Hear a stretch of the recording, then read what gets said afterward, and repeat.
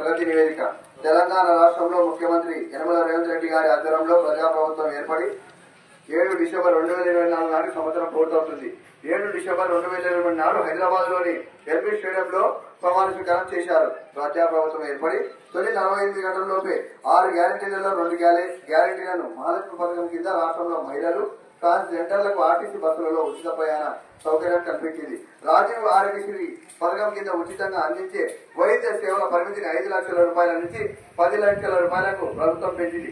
ఈ పథకం కింద అందించే చికిత్సల సంఖ్యను మొత్తం 1835కి పెంచింది. అభయాస్తం హామీల అమలు కోసం ప్రజాపాలన కార్యక్రమం నిర్వహించింది.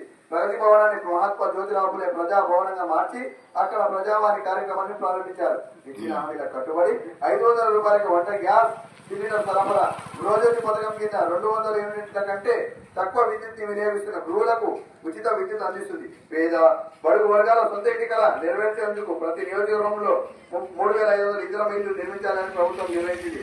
ఉప ముఖ్యమంత్రి శ్రీ గౌరవనీయులు మల్ల భట్టికుమార్ సార్ గారు రాష్ట్ర శాసనసభలో రాష్ట్ర ఆర్థిక పరిస్థితిపై, విద్యుత్ రంగంపై శ్వేతపత్రాలు సమర్పించారు. కవులు, కళాకారులు, సినిమా రంగానికి చెందిన వారికి ప్రజా కళాకారులు గద్దర్ పీరియడ్ అవార్డులను ప్రదానం చేయాలని ప్రభుత్వం నిర్ణయించింది. Thank you.